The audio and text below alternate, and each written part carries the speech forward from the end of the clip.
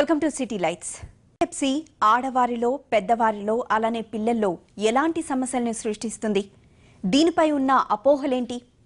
వీటి గురించి వివరించడానికి ప్రస్తుతం మనతో ఉన్నారు కిమ్స్ న్యూరాలజిస్ట్ డాక్టర్ సీతా జయలక్ష్మి గారు. Hello doctor. హలో. అసలు ఆడవారిలో ఈ ఎపిలెప్సీ ఎలా డెవలప్ అవుతుంది? ఆడవాళ్ళైనా మగవాళ్ళైనా ఎపిలెప్సీ కారణాలు అవి మనం ఇంతకు ముందు చెప్పుకున్నాం. కానీ ఆడవాళ్ళకి రిలేటెడ్ స్పెసిఫిక్ ప్రాబ్లమ్స్ ఉంటాయి. ఎపిలెప్సీ ఉన్నప్పుడు 12 ఏళ్ల వరకు పర్వాలేదు, అమ్మాయిలైనా అబ్బాయిలైనా వైద్య విధానం అన్నీ సేమ్గానే ఉంటాయి. కానీ ఆడవాళ్ళల్లో మెయిన్గా ఏంటంటే యుక్త వయసులో హార్మోనల్ చేంజెస్, పీరియడ్స్, తర్వాత మ్యారేజ్ ఇష్యూస్, ప్రెగ్నెన్సీ, సో ఇవన్నీ కూడా ఇంపార్టెంట్. సో మామూలుగా అయితే ఆడవాళ్ళు అయినా మగవాళ్ళలో అయినా సరే హార్మోన్స్ వల్ల ఎపిలెప్సీ మీద ఎఫెక్ట్ ఉంటుంది. అదొకటే కాకుండా ఎపిలెప్సీకి వాడే మందులు కూడా హార్మోనల్ ఇన్ఫ్లుయెన్స్ తోటి లెవెల్స్ మారుతూ ఉంటాయి. సో అందుకని అదొకటే కాకుండా ప్రెగ్నెన్సీలో కూడా చాలా జాగ్రత్త తీసుకోవాలి. చాలామంది చాలా భయపడిపోతారు, అసలు ప్రెగ్నెన్సీ పెళ్లి చేసుకోవచ్చా, ప్రెగ్నెన్సీ రావచ్చా, ఇలాంటివన్నీ చాలా సందేహాలు ఉంటాయి. సో ఈ విషయానికి వస్తే ఆడవాళ్ళల్లో ఎపిలెప్సీ యుక్త వయసులో కొన్ని స్పెషల్ కేటగిరీస్ ఆఫ్ ఎపిలెప్సీ యుక్త వయసులో వస్తాయి. అది మగవాళ్ళైనా ఆడవాళ్ళైనా సరే జూవెనైల్ మైక్లోనిక్ ఎపిలెప్సీ అలాంటివి వస్తాయి. కానీ మామూలుగా ఫిట్స్ ఉన్న వాళ్ళకు కూడా యుక్త వయసులో కొంచెం ఫిట్స్ ఎక్కువయ్యే ఛాన్స్ ఉంటుంది. ఎందుకంటే మామూలుగా యుక్త వయసులో మనం గమనిస్తే ప్రెషర్ కూడా లైఫ్లో ఎక్కువే ఉంటుంది. చదువుకోవాలి, ఫ్రెండ్స్ ఉంటారు, సినిమాలకి షికార్లకి తిరిగే ఇంట్రెస్ట్ కొంచెం ఎక్కువ ఉంటుంది. సో దానివల్ల నిద్రలేమి తక్కువ పడుకోవడం జరుగుతుంది. సో ఒక్కొక్కసారి స్ట్రెస్ వల్ల ఇవన్నీ ఇన్ అడిషన్ టు దిస్ మనకి హార్మోనల్ ఎఫెక్ట్ కూడా ఉంటుంది. సో దీనివల్ల ఏమవుతుందంటే ఫిట్స్ ఉన్న వాళ్ళకి కొంచెం తరచుగా ఫిట్స్ రావడం మొదలయ్యే రిస్క్ ఉంటుంది. సో అందుకని ఆ టైంలో కూడా జాగ్రత్తలు తీసుకోవాలి. మామూలుగా మనం ఇంతకుముందు చెప్పుకున్నట్టుగా టైం ప్రకారం తినడం, నిద్ర తగినట్టుగా ఉండడం, టెన్షను స్ట్రెస్ తగ్గించుకుని ఉండడం. కానీ ఇప్పుడు ఈ హార్మోనల్ ఇన్ఫ్లుయెన్స్ అనేది ఫిజియలాజికల్గా వచ్చేది, దాన్ని ఎవరూ మనం మార్చలేము. సో ఉమెన్లో ఏమవుతుందంటే ఆడవాళ్ళలో పీరియడ్స్ అప్పుడు ఫిట్స్ కొంచెం ఎక్కువయ్యే రిస్క్ ఉంటుంది. ఆ టైంలో యూజువల్గా హార్మోనల్ చేంజ్ జరుగుతుంది అనమాట. సో దానివల్ల కొంతమందికి ఓన్లీ పీరియడ్స్ అప్పుడే ఫిట్స్ వస్తాయి. దాన్ని కెటామెనియల్ ఎపిలెప్సీ అని కూడా అంటాం. అంటే మిగతా అప్పుడు రావు వాళ్ళకి, only just before or during or after the periods వస్తాయి. సో ఇలాంటివి ఉన్నప్పుడు వాళ్ళు తప్పనిసరిగా వచ్చి డాక్టర్తో సంప్రదించి, అందుకనే మేము హిస్టరీ అన్నీ అడిగేటప్పుడు ఇలాంటి వివరాలన్నీ కనుక్కుని వాళ్ళకు ఉన్నట్టుగా మందులు ఇస్తాం. ఇది ఒకటే కాకుండా ఎపిలెప్సీ ఉన్న వాళ్ళకి పాలిసిస్టిక్ ఓవేరియన్ డిసీజ్ అని ఒక రకమైన ప్రాబ్లం ఉంటుంది. ఇది ఫిట్స్ ఉన్న వాళ్ళకు ఉండొచ్చు, అది కాకుండా కొన్ని మందుల వల్ల కూడా ఈ పీసీఓడి అంటాం, అది కూడా ఎక్కువ అయ్యే ఛాన్స్ ఉంటుంది. వాటిలో వాల్పరిన్ మందు వాడితే ఈ రిస్క్ చాలా ఎక్కువ ఉంటుంది. సో అందుకని తప్పనిసరిగా వచ్చినప్పుడు మేము వాళ్ళకి అల్ట్రాసౌండ్ స్కానింగ్ చేయించడం, తర్వాత మందుల మీద ఉన్నప్పుడు సంవత్సరానికి ఒకసారి అల్ట్రాసౌండ్ స్కానింగ్ చేయించడం, అలాంటివన్నీ చూసి ఫాలోఅప్ చేస్తూ ఉంటాం. ఈ పాలిసిస్టిక్ ఓవేరియన్ డిసీజ్లో ఏమవుతుందంటే వాళ్ళకి ఇర్రెగ్యులర్ పీరియడ్స్, బాగా బరువు పెరగడం, వెయిట్ గెయిన్ వచ్చేస్తుంది 10 to 20 kgs. అదొకటే కాకుండా unnecessary growth of the hair, అంటే చేతుల మీద అక్కడ. సో అందువల్ల వాళ్ళకి ఏంటంటే ఇవన్నీ జరిగేటప్పటికి కొంచెం మానసికంగా ఎఫెక్ట్ అవుతారు. సో అలాంటివి ఏమైనా బిగిన్ అయితే మందుల వల్ల అందరికీ రాదు, కానీ 20 to 30% మందుకు వస్తుంది. సో అందుకని, కానీ మందు కూడా చాలా ఇంపార్టెంట్, లేదంటే ఫిట్స్ వచ్చి పడిపోతారు. సో అందుకని మనం బ్యాలెన్స్ చేయగలగాలి పేషెంట్కి. As a doctor we have to balance if any side effect is there. So polycystic ovarian disease మందుల వల్ల కాకుండా మామూలుగా కూడా వచ్చే రిస్క్ ఉంటుంది. ఇది మామూలు వాళ్ళకి కూడా వస్తుంది, కానీ ఎపిలెప్సీ ఉన్న వాళ్ళకి కొంచెం ఎక్కువ అనమాట. అలాంటప్పుడు వాళ్ళకి గైనకాలజిస్ట్తో సంప్రదించి వాటికి తగినట్టు మందులు ఉంటాయి, అవన్నీ ఇస్తే వెయిట్ పెరగకుండా పీరియడ్స్ అప్పుడు మేనేజ్ చేయడము, ప్లస్ మిగతా సైడ్ ఎఫెక్ట్స్ అన్నీ కొంతసార్లు అవసరమైతే మందు కూడా మార్చేస్తూ ఉంటాయి. మామూలుగా ఆడవాళ్ళైనా మగవాళ్ళైనా మ్యారేజ్ చేసేటప్పుడు తప్పనిసరిగా చెప్పి చేసుకోవడం బెటర్. చెప్పకపోతే మనకి తర్వాత ఇబ్బందులు ఎదుర్కొంటాయి, అంటే మెయిన్గా ట్రస్ట్ వల్ల. అంతేగాని లేదా అంటే మ్యారేజ్ విషయంలో ఏమి ఇబ్బంది లేదు. సో ఆడవాళ్ళైనా మగవాళ్ళైనా ఎపిలెప్సీ ఉన్నప్పుడు పెళ్లి చేసుకోవచ్చు. ఆడవాళ్ళలో ప్రెగ్నెన్సీ అప్పుడు మనం కొన్ని జాగ్రత్తలు తీసుకోవాలి. అవి ఎలా ఉంటుందంటే ఆల్వేస్ ఇది ఇంపార్టెంట్, ఏంటి, పెళ్ళయ్యే ముందు కానీ పెళ్ళయిన తర్వాత ప్రెగ్నెన్సీ ప్లాన్ చేసుకునే ముందు కానీ వచ్చి డాక్టర్ గారితో నేను ఇలా ప్లాన్ చేసుకుంటున్నాను, దీనికి మేమేం జాగ్రత్తలు తీసుకోవాలి. చాలాసార్లు ఏమవుతుందంటే మేము చెప్పినా సరే పెళ్ళి అయిపోయి ప్రెగ్నెన్సీ వచ్చాక మా దగ్గరకు వస్తారు, ఇప్పుడు పర్వాలేదా, నేను ప్రెగ్నెన్సీ కంటిన్యూ చేసుకోవచ్చా అని. కానీ అన్నిటికంటే ఇంపార్టెంట్ ప్రీ కన్సెప్షనల్ కౌన్సిలింగ్. అంటే ఏంటి, ప్రెగ్నెన్సీ ముందే మనం హెల్త్లో మనం చెప్పుకున్నట్టుగా అన్ని prevention is more important. So ఈ ప్రీ కన్సెప్షనల్ కౌన్సిలింగ్ అంటే ఏంటి, వాళ్ళు మందుల మీద ఉంటారు. సో అప్పుడు వీళ్ళకి వాళ్ళు వాడే మందులు కొన్ని సేఫ్ ఇన్ ప్రెగ్నెన్సీ, కొన్ని సేఫ్ కాదు. సో అంటే ఏ విధంగా సేఫ్ కాదు అంటే నార్మల్గా కూడా 2% of the women can have mall formations of the babies. 2% అంటే చూడండి 100లో 2కి ఎబ్నార్మల్ బేబీస్ ఉండొచ్చు. అది యూజువల్గా ఫస్ట్ 3 monthsలో అందరికీ అల్ట్రాసౌండ్ అందుకే చేస్తారు రొటీన్గా. గైనకాలజిస్టులు అల్ట్రాసౌండ్ చేసి అంత బాగుందా లేదా చూసి then they will tell them okay you can continue the pregnancy. ఈ ఎపిలెప్సీ ఉన్నప్పుడు మందులు వాడుతూ ఉంటే ద రిస్క్ ఈజ్ 4%, అంటే 100లో 4కి. So the risk doubles when you are on medication. So ఈ మెడిసిన్స్లో most important sodium valproate. Valproate fits తగ్గడానికి చాలా మంచి మందు, కానీ it's not a good drug during pregnancy.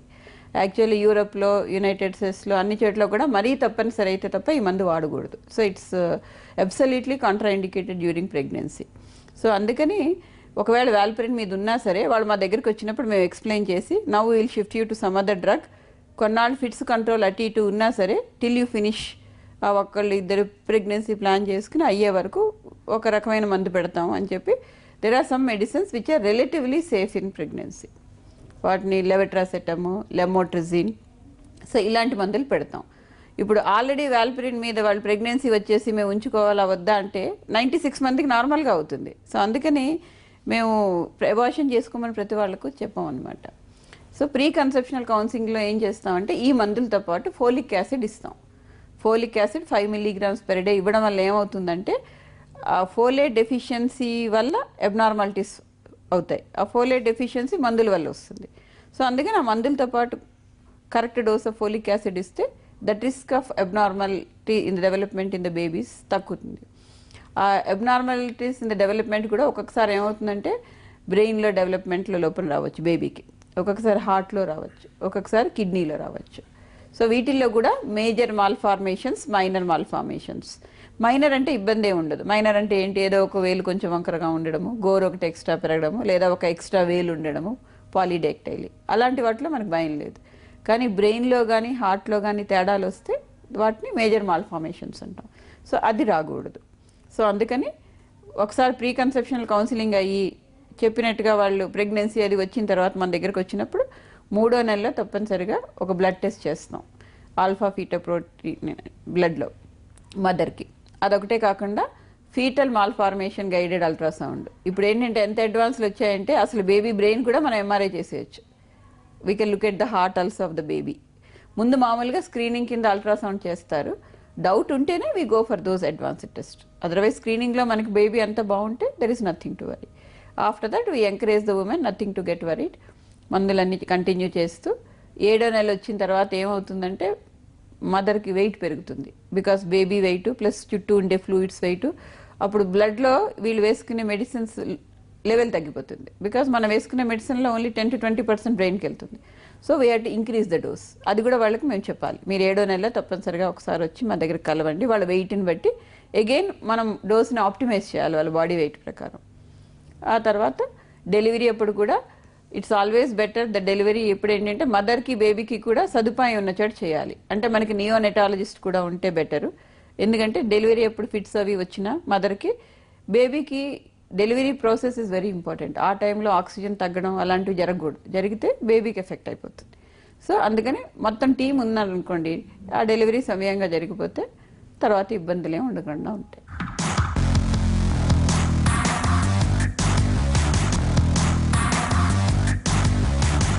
Hormonal changes మెయిన్గా చెప్పుకుంటున్నాం. అలాంటప్పుడు మరి ప్రెగ్నెన్సీ ఛాన్సెస్ ఎంతవరకు ఉండొచ్చు అంటారు ఎపిలెప్సీ పేషెంట్కి? ప్రెగ్నెంట్ ఉమెన్కి ప్రెగ్నెన్సీ వచ్చే chance like any other normal women. కానీ ఈ పాలిసిస్టిక్ ఓవేరియన్ డిసీజ్ గనక ఉంటే అప్పుడు కన్సెప్షన్ వచ్చే ఛాన్సెస్ కొంచెం తగ్గుతాయి. సో అందుకని ఆ పాలిసిస్టిక్ ఓవేరియన్ డిసీజ్ని ముందు, ఓవేరియన్లో సిస్ ఉంటే ovary is very important for a women to get pregnancy. So అందుకని ఆ విషయంలో జాగ్రత్త తీసుకోవాలి. అదొకటే కాకుండా మంచి క్వశ్చన్ అడిగారు, ఏంటంటే ఈ హార్మోన్స్ వల్ల బ్లడ్లో యాంటీ ఎపిలెప్టిక్ డ్రగ్ లెవెల్స్ కూడా మారిపోతూ ఉంటాయి. కొన్ని మందులు ఏం చేస్తాయి, హార్మోన్ ఎఫెక్ట్ని తగ్గిస్తాయి. సో ఒకవేళ వాళ్ళు కాంట్రసెప్షన్ వాడుతూ ఉన్నా కాంట్రసెప్షన్ ఫెయిల్ అవుతుంది. సో ఇలాంటివి కూడా వాళ్ళకి ఎక్స్ప్లెయిన్ చేసి తగిన జాగ్రత్తలు తీసుకోవాల్సి ఉంటుంది. Right. After delivery day to day లైఫ్లో పనిచేసుకునే ఆడవారు ఇంట్లో కానీ లేకపోతే బయట వర్కింగ్ ఎవరైనా సరే ఎలాంటి ప్రాబ్లమ్స్ తర్వాత ఫేస్ చేయాల్సి వస్తుంది ఆఫ్టర్ ప్రెగ్నెన్సీ? మెయిన్ డెలివరీ వరకు మనం మాట్లాడుకున్నాం. డెలివరీ అయిన తర్వాత మెయిన్గా అడుగుతారు బ్రెస్ట్ ఫీడింగ్ ఇవ్వచ్చా లేదా బేబీకి. బికాస్ మందుల మీద ఉన్నప్పుడు అది బేబీకి ఆ మందులు వెళ్ళిపోతాయని భయం అనమాట.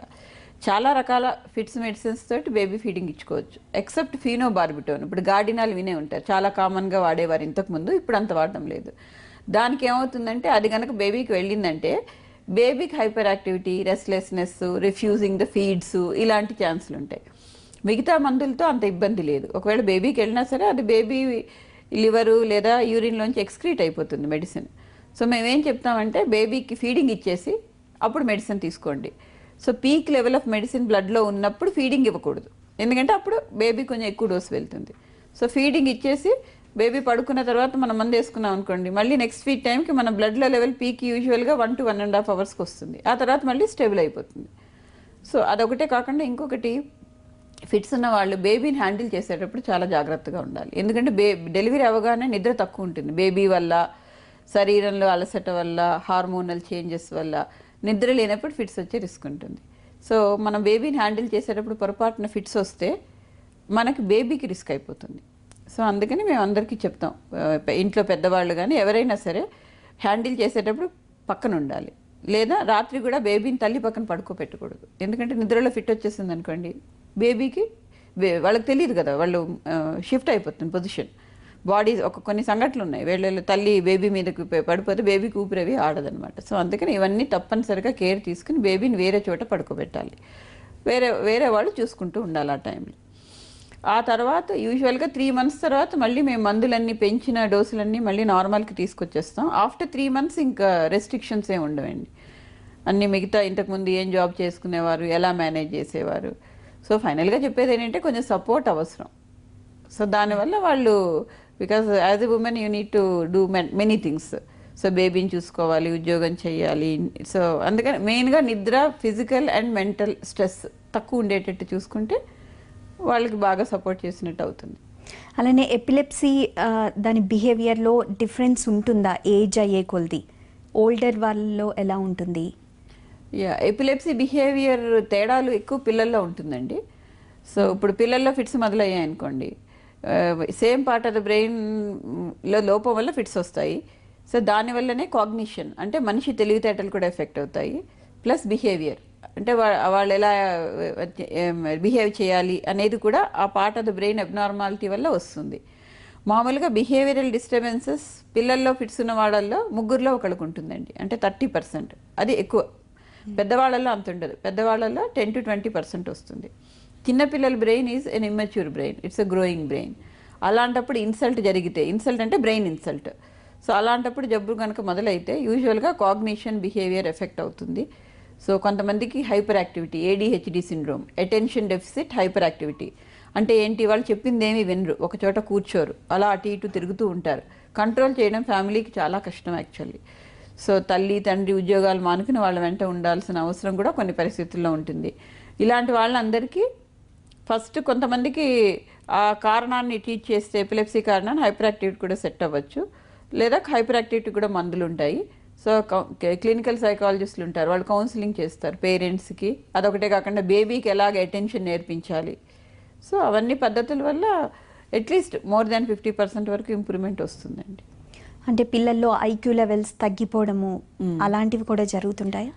అదే 3లో ఒకళ్ళకి, అంటే అందరికీ ఉండదు, కానీ structural abnormality of the brain ఉంటే IQ తక్కువ ఉంటుంది. స్ట్రక్చరల్ అబ్నార్మాలిటీ అంటే ఒక పార్ట్ ఆఫ్ ద బ్రెయిన్లో ఎదుగుదలలో లోపం ఉన్నా సరే, ఏమైనా స్కార్ ఉన్నా సరే, లో గ్రేడ్ ట్యూమర్స్ అవి ఉన్నా సరే, బికాజ్ ఆ part of the brain functioning effect అయింది కాబట్టి వాళ్ళకి కొంచెం IQ తక్కువ ఉంటుంది.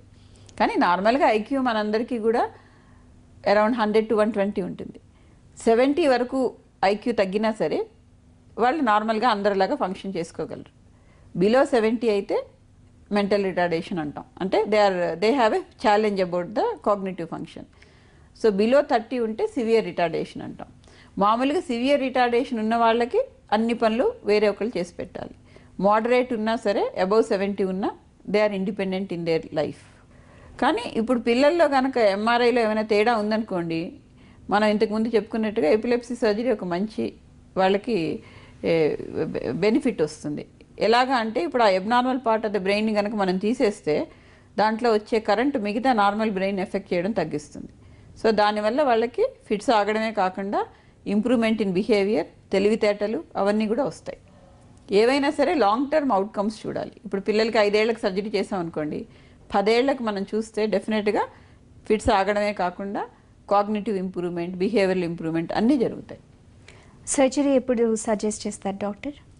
సర్జరీ అంటే ఇప్పుడు ముందు ఎవరికైనా ఫిట్స్ వచ్చినప్పుడు మందులతో ట్రై చేస్తాము. పిల్లల్లో అయితే cut off period is at least 6 monthsలో మందులు వాడుతూ ఉన్న ఫిట్స్ తగ్గకపోతే you have to go for option for evaluation for surgery. అందరికీ సర్జరీ కుదురుతుందని కాదు, కానీ కుదిరిన వాళ్ళకి తప్పనిసరిగా బెనిఫిట్ బాగుంటుంది. సో అందుకని సర్జరీ చేసే సెంటర్లకు వెళ్ళి వాళ్ళు ఇవాల్యుయేషన్ చేయించుకోవాలి. మాకు ఆ ఛాన్స్ ఉందా, ఎంతవరకు ఇంప్రూవ్మెంట్ అవుతుంది. పెద్దవాళ్ళల్లో అయితే 2 years కనుక మందులతో కంట్రోల్ అవ్వకపోతే దెన్ వీ సజెస్ట్ సర్జరీ. పిల్లల్లో ఎర్లీ సర్జరీ ఎందుకు అంటే పిల్లల్లో ఫిట్స్ ఒకటే కాదు, బిహేవియర్, తెలివితేటలు కూడా ఎఫెక్ట్ అవుతాయి ఫిట్స్ వల్ల. సో అందుకని the benefit is seen more in children. So అందుకని మేము పిల్లల్ని ముందే ఎంకరేజ్ చేస్తాం పేరెంట్స్ని, యూ కన్సిడర్ దిస్ అని. ఇప్పుడు మీరు ఫిట్స్ మొదలయ్యాయి అనుకోండి, 4 ఏళ్ళకి సర్జరీ చేసిన వాళ్ళు కొంతమంది మాకు వద్దని భయపడిపోతారు. వాళ్ళు 12 ఏళ్ళు 14 ఏళ్ళైనా ఫిట్స్ వస్తూనే ఉంటాయి. 4 ఏళ్ళకి చేసిన సర్జరీ చేసినటువంటి child will be much better at the age of 18 years than who is operated at 12 years. ఎందుకు అంటే ఆ development of the brain continue అవుతుంది వీళ్ళకి 4 నుంచి 12 years నుంచి 18 years వరకు.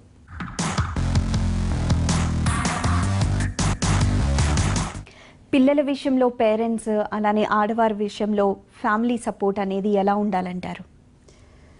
మామూలుగా ఎవరికి ఏ విషయమైనటువంటి ఆరోగ్య ఇబ్బంది వచ్చినా తప్పనిసరిగా సపోర్ట్ అనేది అవసరం. ఎందుకంటే ఒకసారి ఆరోగ్య సమస్య రాగానే అందరం కూడా కొంచెం కృంగిపోతాం స్టార్టింగ్లో. తర్వాత మెల్లిగా అర్థం అవుతుంది ఇది నా పరిస్థితి అని. దాన్ని ఎలా ఫేస్ చేయాలి అనేది తప్పనిసరిగా చెప్పాలి. సో ఈ ఫిట్స్ విషయంలో తప్పనిసరిగా చిల్డ్రన్ అనుకోండి, వాళ్ళకి పెద్ద తెలియదు పాపం వాళ్ళు ఎఫెక్ట్ అయ్యారు అని. సో చిన్న వయసులోనే వాళ్ళని ఎక్స్ప్లెయిన్ చేస్తూ నీ పరిస్థితి అని చెప్తూ ఉంటే, లేదా అంటే మన యుక్త వయసు వచ్చేటప్పటికి కాలేజీ అది వెళ్ళేటప్పటికి లోనర్స్ అయిపోతారు, అంటే ఎవరితో కలవరు. సో వాళ్ళకి ఫిట్స్ ఉన్నాయి అని చెప్పుకోరు. సో కాలేజీలో పడిపోయినా ఏదో కళ్ళు తిరిగి పడిపోయానని చెప్తారు. సో ఇంతకంటే బెస్ట్గా ఇప్పుడు మా దగ్గర కొంతమంది పిల్లలు ఇస్తారు, వాళ్ళు ఎంత చక్కగా చెప్తారంటే, మేడం నేను ఈరోజు క్లాస్లో నిలబడి నాకు ఫిట్స్ ఉన్నాయి, నాకేమైనా పడిపోతే నన్ను మీరందరూ చూసుకోవాలి, చూసుకుంటారా లేదా అని చాలా బోల్డ్గా అడుగుతారు. సో అలా అడిగేటప్పటికి కొంతమంది పిల్లలు నిజంగా వాళ్ళకి హెల్ప్ చేస్తారు. ఇప్పుడు సమాజం కూడా చాలా మార్పు వస్తుంది. సో అదొకటే కాకుండా టీచర్ కూడా పిల్లలకి చెప్పాలి, ఫలానా వాడికి ఇది ఉంది, వాడు పడిపోతే ఇలాగ సైలెంట్గా ఉండిపోవచ్చు, లేదా కాళ్ళు చేతులు కొట్టుకోవచ్చు. సో ఆ పడిపోయినప్పుడు మీరెవరు కూడా వాడికి గాలి తగిలేటట్టు ఉండాలి, ఫిట్ అయిపోయిన తర్వాత పక్కకు పడుకోబెట్టి వదిలేయండి, ఈలోగా వెంటనే టీచర్ని పిలవండి, అవసరమైతే డాక్టర్ని పిలుస్తాము. ఇలాగ వాళ్ళకందరికీ ట్రైనింగ్ ఇవ్వాలి. అదొకటే కాకుండా పేరెంట్స్ కూడా ఎంకరేజ్ చేయాలి. అంటే ఫిట్ వచ్చిన ప్రతిసారి డాక్టర్ దగ్గరికి పరిగెట్టక్కర్లేదు. సో మనం లాస్ట్ టైం చెప్పుకున్నట్టుగా ఫిట్ 5 నిమిషాల కంటే ఎక్కువసేపు ఉన్నా, బాగా కొట్టుకుని ఎక్కువసేపు స్పృహ రాకపోయినా అలాంటప్పుడు డాక్టర్ దగ్గరికి వెళ్ళాలి. సో అదొకటే కాకుండా పేరెంట్స్ కూడా ధైర్యం చెప్తే వాళ్ళు పిల్లలకి ధైర్యం చెప్తారు. ప్లస్ ఆత్మవిశ్వాసం అనేది రీఇన్ఫోర్స్మెంట్ ఉండాలి. ప్రతిరోజు వాళ్ళకి చెప్తూ ఉండాలి, మీరు కూడా మిగతా వాళ్ళలాగే ఉన్నారు అని. అదొకటే కాకుండా కాలేజీలో కూడా టీచర్లు, లెక్చరర్స్, ఫ్రెండ్స్ అందరూ వాళ్ళకి సపోర్ట్ చేయాలి. సో ఇప్పుడు ఉద్యోగాల్లో కూడా మామూలుగా మనం చూసాం అనుకోండి, ఎక్కడైనా ఉద్యోగాల్లో ఏమైనా ఆరోగ్యపరమైన ఇబ్బంది ఉంటే వాళ్ళని తీసుకురు ఉద్యోగాల్లోకి, అది చాలా తప్పు. ఇప్పుడు ఏంటంటే ఎంప్లాయర్స్ కనీసం 10% of the jobs should be given for people who have some challenge of life. ఇప్పుడు చూడండి మనకి గవర్నమెంట్ ఎలా రిజర్వేషన్స్ ఇస్తుందో, ఇది మెయిన్గా మనకి ఏమంటారు ఫిజికల్లీ ఛాలెంజ్డ్ వాళ్ళకి. అలాగే ఆరోగ్య సమస్యలు ఉన్న వాళ్ళకి కూడా, ఆరోగ్య సమస్య ఉన్నంత మాత్రాన వాళ్ళు చేయలేరని కాదు, కానీ ఆ ఇబ్బంది వచ్చినప్పుడు 1-2 రోజులు మానేస్తారు, తర్వాత మళ్ళీ వాళ్ళు కంటిన్యూ చేస్తారు. సో అందుకని ఈ ప్రైవేట్ కంపెనీలు ఎవరైనా సరే అంటే మానసికంగా అలా ఆలోచిస్తే కొంచెం వీళ్ళకి కూడా సపోర్ట్ చేసినట్టు అవుతుంది. సో ఇప్పుడు అది లేకపోవడం వల్ల ఏమవుతుంది, చాలామంది రివీలే చేయరు అసలు. ఫిట్స్ ఉన్నాయి మరి ఫామ్ ఉంటుంది కదా, ఏం రాయరు అసలు ఉన్నట్టు కూడా. సో అంటే దానికి కారణం ఏంటి, మనమే, మన సొసైటీ అలా ఉంది కాబట్టి. సో అందుకని టీచర్లు, పేరెంట్స్, ఫ్రెండ్స్, ఎంప్లాయర్స్ అందరూ కూడా ప్రాబ్లం ఉన్నప్పుడు వాళ్ళకి తప్పనిసరిగా సపోర్ట్ ఇవ్వాలి. ఇక ఎల్డర్లీ వాళ్ళలో ఈ ఎపిలెప్సీ ఎలా ఉంటుంది? ఎల్డర్లీ అంటే మామూలుగా 60 ఏళ్ళ తర్వాత మనం ఎల్డర్లీ ఏజ్ గ్రూప్ అంటాం. సో ఇప్పుడు ఎల్డర్లీలో యూజువల్గా ఫిట్స్ చిన్నపిల్లల్లాగా రాకపోవచ్చు, అంటే కాళ్ళు చేతులు కొట్టుకోవడం అలా రాదు. వాళ్ళు ఏం చేస్తారు, నడుస్తూ కింద పడిపోతుంటారు, అంటే it's just loss of consciousness. So ఎల్డర్లీలో లాస్ ఆఫ్ కాన్షియస్నెస్కి హార్ట్ కారణాలు కూడా ఉంటాయి. సో మా దగ్గరికి వచ్చినప్పుడు అంటే హార్ట్ బీట్ అబ్నార్మల్ వచ్చిందనుకోండి, సడన్గా వాళ్ళు కింద పడిపోతారు, అంటే అన్కాన్షియస్ అయి పడిపోతారు. సో అందుకని దాన్ని కార్డియాక్ ఏసిస్టలీ అని కానీ బ్రాడీ కార్డియా కానీ అలాంటి కండిషన్లు ఉంటాయి. సో యాజ్ ఏ డాక్టర్ మాకు ఇట్ ఈస్ ఇంపార్టెంట్, హార్ట్ వల్ల వీళ్ళు పడిపోతున్నారా, ఫిట్స్ వల్ల పడిపోతున్నారా అనేది. సో లేదా ఒక్కొక్కసారి చిన్నపిల్లలలాగా ఉన్నట్టుండి సడన్గా సైలెంట్గా ఉండిపోవడం కూడా జరుగుతుంది. సో ఇవి ఉన్నప్పుడు మేము డీటెయిల్డ్ కార్డియాక్ ఇవాల్యుయేషన్ చేసి ఈఈజీ ఎంఆర్ఐ కూడా తప్పనిసరిగా చేస్తాము. పెద్దవాళ్ళల్లో కారణం ఏంటి అంటే ఫిట్స్కి మెయిన్లీ బ్రెయిన్లో బ్లడ్ క్లాట్స్. మనకు మామూలుగా స్ట్రోక్స్ మాట వినే ఉంటారు. స్ట్రోక్ అంటే కాలు చేయి పడిపోయి పెరాలసిస్ స్ట్రోక్ వస్తుంది. బ్రెయిన్లో ఒక భాగానికి బ్లడ్ సప్లై తక్కువైనప్పుడు స్ట్రోక్ వస్తుంది. ఆ స్ట్రోక్ వల్ల కొన్నాళ్ళ తర్వాత ఆ క్లాట్ తగ్గిపోతుంది, కానీ అక్కడ స్కారింగ్ వచ్చేస్తుంది. సో ఆ స్కార్ వల్ల కూడా వాళ్ళకి ఫిట్స్ మొదలవుతాయి. సో అందువల్ల అలాంటి ఆ కారణం ఏంటి అనేది చూడాలి. ఒక్కొక్కసారి ట్యూమర్స్ వల్ల కూడా రావచ్చు. సో తప్పనిసరిగా ఎంఆర్ఐ అనేది మస్ట్. ఎంఆర్ఐ చూసుకుని ఆ కారణాన్ని బట్టి వైద్యం, ట్యూమర్లు అలాంటివి ఉంటే సర్జరీ చేయాల్సి వస్తుంది. స్ట్రోక్ వల్ల వచ్చిందనుకోండి, స్ట్రోక్ రిలేటెడ్ మందులు ఇస్తాము, ఇచ్చి దాంతోపాటు ఫిట్స్ మందులు కూడా ఇవ్వాలి. కానీ మెయిన్ మాకు ఛాలెంజ్ ఎక్కడ వస్తుందంటే పెద్దవాళ్ళు యూజువల్గా వాళ్ళకి వేరే అండర్లైన్ ప్రాబ్లమ్స్ ఉంటాయి, అంటే BP, sugar, cardiac problem, already వాళ్ళు 7-8 రకాల మందులు వేసుకుంటూ ఉంటారు. సో దాంతోపాటు మనం ఫిట్స్ మందులు ఇచ్చినప్పుడు డ్రగ్ ఇంటరాక్షన్స్ ఉంటాయి, అంటే ఒక మంది ఇంకో మంది ఎఫెక్ట్ని తగ్గించేస్తుంది. సో మనకి ఫైనల్గా we have to do a balanced management. So అన్నీ ఇంపార్టెంటే, బీపీ కంట్రోల్ బాగుండాలి, షుగర్ కంట్రోల్ బాగుండాలి, గుండెకి మళ్ళీ ఎఫెక్ట్ కాకూడదు. సో ఇప్పుడు వచ్చే లేటెస్ట్ మందుల వల్ల ఆ మందులు డ్రగ్ ఇంటరాక్షన్స్ చాలా తక్కువ. సో ఆ మందులు ఇచ్చి వాళ్ళకి వైద్యం చేస్తాం. Right, thank you doctor. Thank you.